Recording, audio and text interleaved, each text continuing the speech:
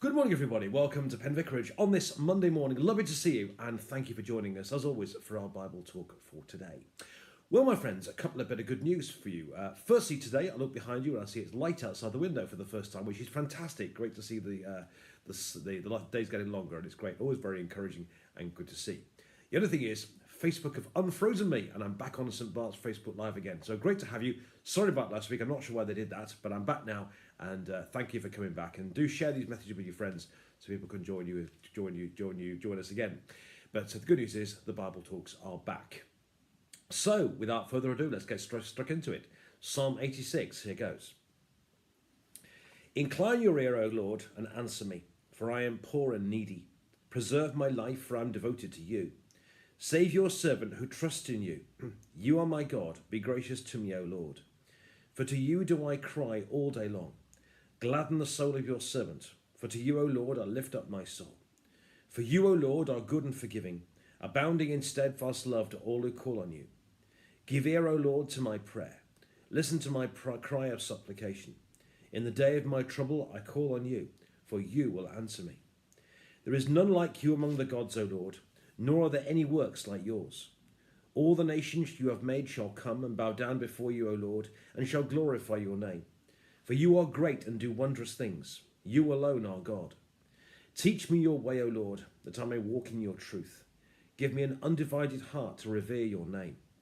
I give thanks to you, O Lord, O Lord my God, with my whole heart, and I will glorify your name forever. For great is your steadfast love toward me. You've delivered my soul from the depths of Sheol.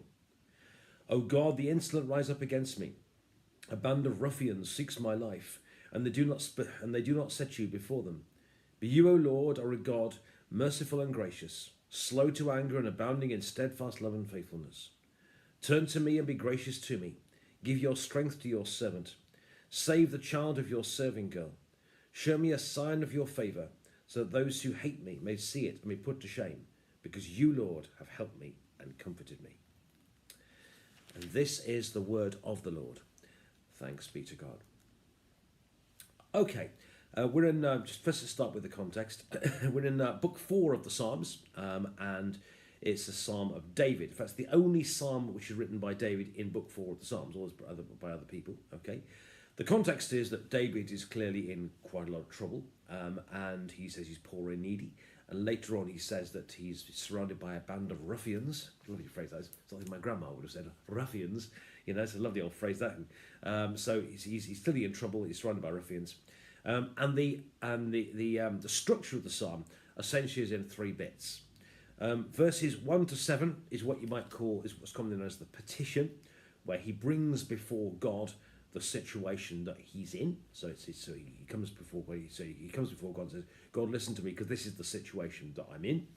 Verses 8 through to, if I get the pages open, 8 through to 13 is a kind of hymn of praise. And that hymn of praise is actually essentially in 2 parts. Verses 8 to 10 is all about how God has been good to the nations. And verses 11 to 13 is how God has been good to David.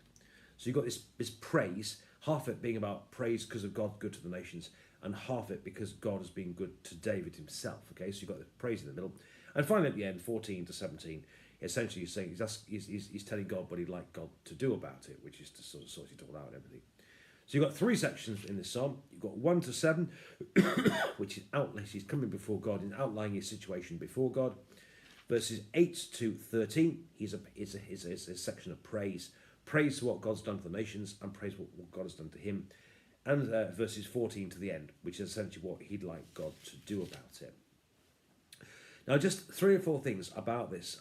This, again, just fantastic psalm. And I'll say, feel free to enjoy it at your leisure. Firstly, this. It's interesting, isn't it? This is a psalm of David. And there does seem to be a constant theme with David, which is enemies. Either David was hopelessly paranoid, which I don't think he was, or David just had a lot of enemies. He just, and even nice psalms like Psalm 23, the Lord's my shepherd. In there, in the face of my enemies, my cup, and so on. David just does seem to have had a lot of enemies, and I think it's kind of quite interesting, really, because I think there's a bit of a challenge for us, really. I think us in the church, and Darren, I mean, I don't misunderstand. I'm a lifelong Church of England person. I consider myself being the Church of England to the day I die. I love the Church of England. We just seem to be often so keen in church to actually just keep everybody happy all the time. We try not to ruffle this feathers because it might upset Mrs. Ponsonby or something like that, We try so hard not to sort of do anything that might cause trouble in the community or whatever. And we try terribly, terribly hard just to keep everybody happy all the time. There's a phrase, isn't there? You can't keep everybody happy all the time, and you just can't. I remember when a few years ago, I got into a few difficulties. We made some controversial decisions, and life got a bit difficult. But a bishop said to me, a bishop of all people said to me, if you're getting in this kind of difficult, the chances are you're probably doing something right. Because actually the Christian faith does rattle feathers. It does ruffle feathers. Christianity does rattle cages. It does both of those things. And sometimes we inevitably stand for things that aren't popular and doing things that don't always make everybody happy all the time. King David, or David throughout his life, clearly was a controversial character. Yet he was the person who actually reunited the kingdom, and he was almost certainly the best king that Israel ever had. So he had lots of enemies, but on the other hand, he was the greatest king, as I say, Israel ever had. Jesus rattled cages. Not everyone liked Jesus. If they had done, they wouldn't have put him on a cross, for goodness sake. Jesus, by the things he did and the things he said, he rattled cages and ruffled feathers. Mixing metaphors everywhere, sorry about that. But the point is, David had a lot of enemies, and actually we shouldn't be surprised, actually, as the church, when the things that we do, when the things that we stand for, cause concern sometimes, and not everyone likes us all the time. Jesus said, woe to you if all men speak well of you. We need to remember that. So let's take note of the fact that David had enemies. Now, we shouldn't look for enemies, of course not, but actually they are, in a sense, inevitable. But let's not forget, as I say, that David was the greatest king Israel ever had. Let's remember that too. The second thing I want to say about this psalm, really, is of all 150 psalms in the Bible, it's the one which focuses on God probably more than any other psalm in the book. The word you, the whole thing is a prayer. Sometimes you get people talking, sometimes the psalmist talks about God, and sometimes the psalmist talks to God, and sometimes the psalmist talks to himself, sometimes the psalmist talks to other people. But in this psalm, from beginning to end, all 17 verses, he is talking to God. The whole thing is a prayer. But more than that, the whole thing is focused not on his enemies, actually. The enemies do get a mention, but basically the whole thing is focusing on God. And in his prayer, the word you comes up, I did a count last night, 18 times in 17 verses. He says you. He says the word your, Y-O-U-R, several times as well. And the word "O Lord," I think it comes up 7 or 8 times as well. I don't think there's any time anywhere in the Bible where the word "O Lord" comes up as much. The point I'm making is the whole thing is focused on God all the way through. Yes, he's got enemies. Yes, he hasn't got any resources. Yes, he's in trouble. But his focus here is almost completely on God. And not just talking to God, but he also focuses on the attributes of God. The word "for you," and Kanye West must be "for I am poor and needy," but it also goes on to say, "You are my God, be gracious to me, O Lord. For you for to you I cry all day long." Gladden the soul of your servant, for to you I call. For you, O Lord, are good and forgiving. And the word "for you," in the day of my trouble I'll call you. For you will answer me. So again and again and again, he takes the attributes of God. He takes what God is like. It's because of that. For you are like this, therefore I will do that. You will answer you because you answered prayer. I will call to you, for you are the God who answers prayer. You see what I mean? So again and again and again, the whole thing is focused. The whole thing is talking to God all the way through, and he also takes the attributes of God and says, "For you are like this. That's why I can do such and such."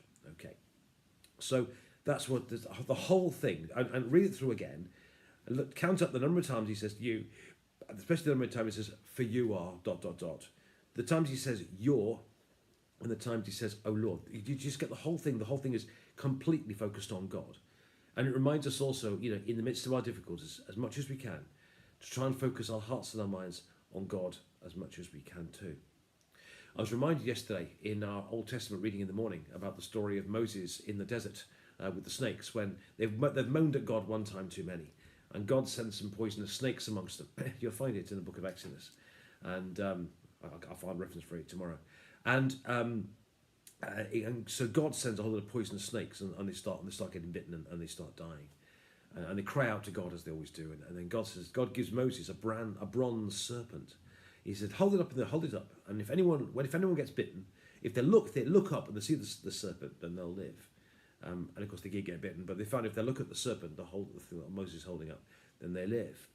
And actually, you think about it, their problems were around by their feet. Their problems were the snakes below their feet, but in order for them to be healed, they had to lift up their eyes from their problems up to the snake, and actually lift their eyes to that. If they could lift their eyes off their problems up to God, then they will be healed. And that's why Jesus said, as Moses lifted up the snake in the desert, so the Son of Man should be lifted up. So in the same way, we have to, as much as we can, take our eyes off our problems as much as we can, and focus them and lift up our eyes to Jesus and look to him. And in him is healing and peace. So, a fascinating psalm, this one. Firstly, David having even more enemies, and let's recognise the fact that our faith will rattle cages from time to time. It will, of course it will, and we should be aware of that. And secondly, also, let's like David here, let's try as much as we can to focus our minds on God, what God is like. And because God is good, because God answers us, we can call to him. Hope that makes sense. God bless you. Good to be back, and more tomorrow.